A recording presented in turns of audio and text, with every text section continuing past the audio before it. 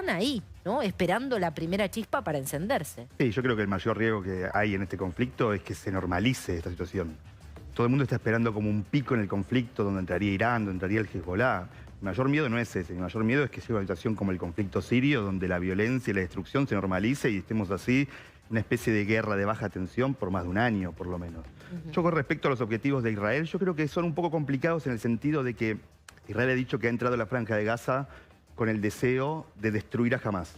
Yo creo que Israel tiene la capacidad, y no tengo ningún tipo de duda, que va a terminar con el gobierno de Hamás en la Franja de Gaza. Ahora destruir a la organización Hamás, que cada vez es más fuerte en Cisjordania, que seguramente hay ciertas personas que después de la masacre que han hecho el 7 de octubre, en este conflicto violento entre dos lados, logre más apoyo, yo creo que ese objetivo es casi imposible, la verdad.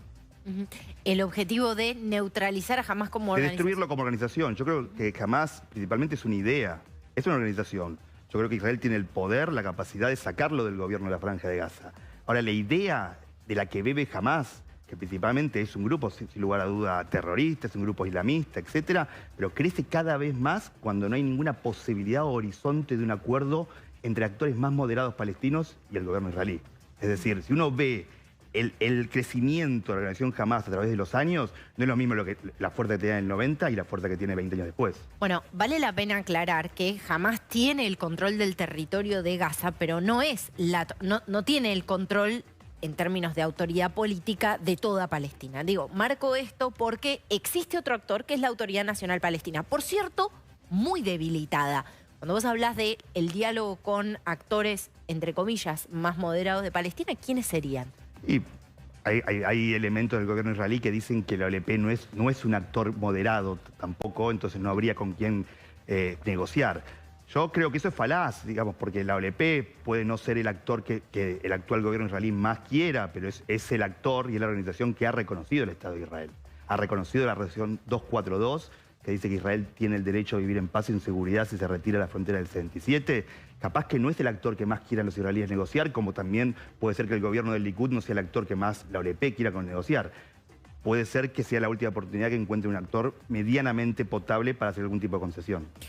Bueno, y después de esa operación en la cual el martes en un suburbio de Beirut mataron a un líder de Hamás, Hezbollah y uno de sus líderes prometió venganza. Vamos a escuchar lo que decía. La respuesta es inevitable. No podemos permanecer en silencio frente a una violación de esta magnitud, porque significaría que todo Líbano quedaría expuesto. Todas las ciudades y pueblos, todos quedarían expuestos.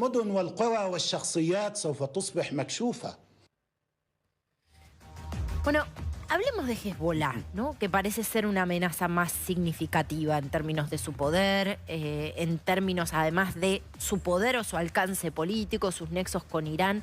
¿Qué puede pasar en este sentido? A ver, es complicado hacer futurología en estas cuestiones. Yo creo que el Hezbollah está demostrando como que no quiere entrar en una guerra con Israel. Yo creo que Israel también le tomó el tiempo, como se dice de alguna manera. Uno va a decir, ¿cómo está demostrando que no quiere una guerra a Israel si está atacando el norte de Israel? Bueno, Hezbollah tiene misiles de largo alcance, con mucho armamento provisto por Irán. Si pudiera atacar el centro de Tel Aviv y podría atacar lugares claves del Estado israelí.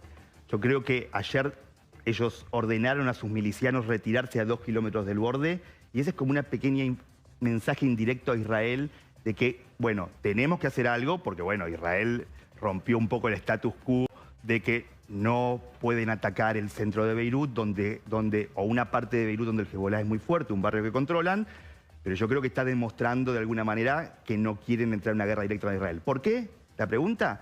Y yo creo que por el Hezbollah nunca en toda su historia ha entrado en una guerra por los palestinos. Tampoco Irán, de alguna manera. Y el Hezbollah de alguna manera es el brazo largo de Irán. Es decir, es una organización libanesa, pero que responde en muchos puntos a Irán. Irán no va a sacrificar a su aliado o a su largo brazo en el Medio Oriente árabe por los palestinos. Ni Irán ni el Hezbollah han luchado en ninguna guerra por los palestinos. Irán va a sacrificar al Hezbollah en una guerra directa cuando sus intereses lo beneficien. Y yo creo que en este momento, aunque vuelvo a decir, es muy difícil hacer futurología, yo creo que Hezbollah va a hacer algo, pero que una guerra directa me parece que no está en las condiciones en este momento. Bueno, Hablemos de lo que sucedió en Irán esta semana. Digo porque son hechos que no tienen en apariencia conexión entre sí, pero que sí hablan de una región significativamente más inestable y más peligrosa, ya con una peligrosidad y con una inestabilidad latente.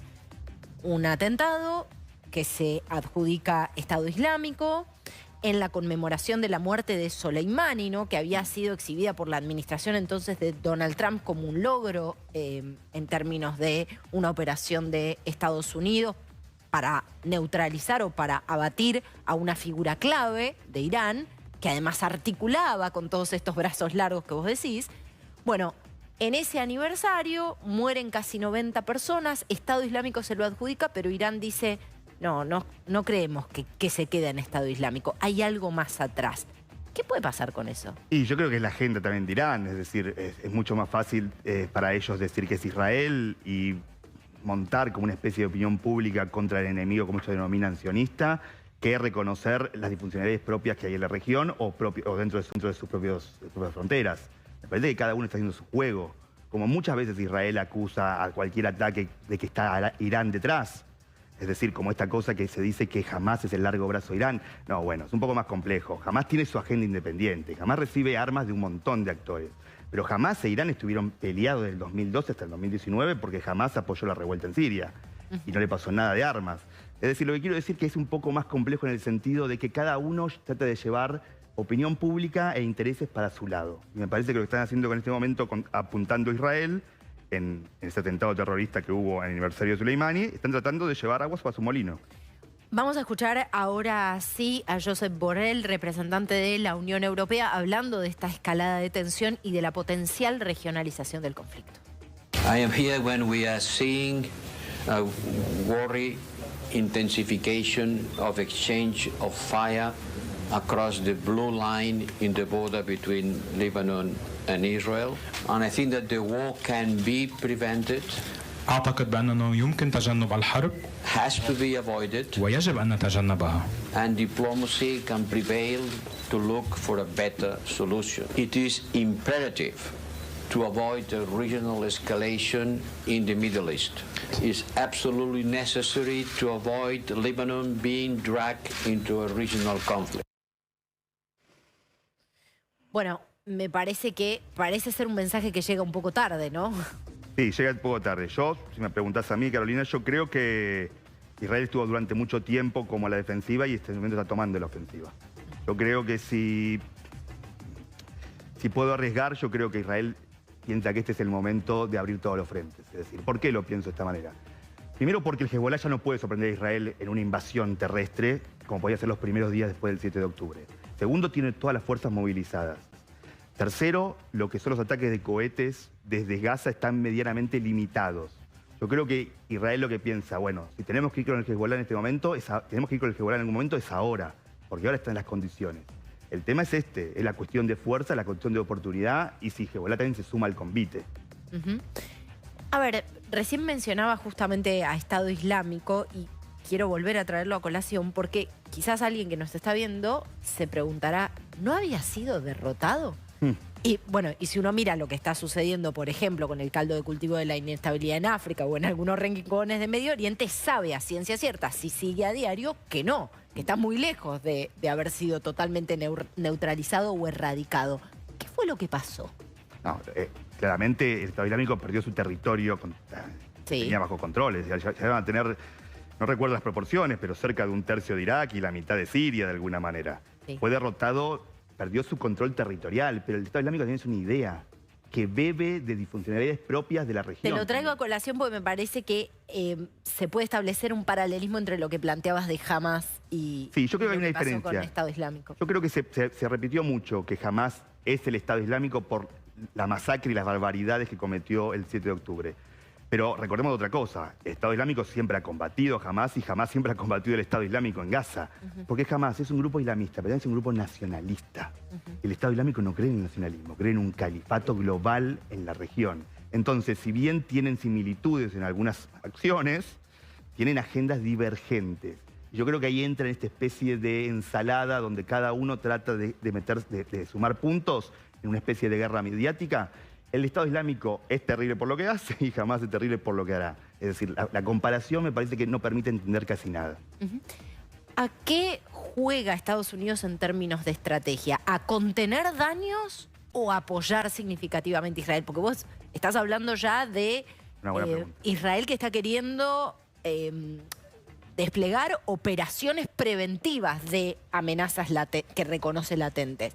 ¿Estados Unidos juega a contener o juega realmente a apoyar a Israel?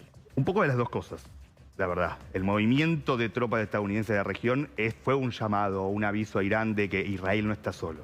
Es decir, el viaje de Biden o de representantes importantes de la política estadounidense a Israel también fue una muestra de apoyo. Ahora, Estados Unidos tiene un problema en la región. El problema de la región de Estados Unidos es que sus aliados a veces siguen agendas divergentes a sus intereses. Entonces, muchas veces, uno de los principales aliados de Estados Unidos de la región es Turquía. Pero Turquía tiene una agenda aparte. Otro principal aliado de Estados Unidos de la región es Arabia Saudita. Arabia Saudita tiene una agenda aparte.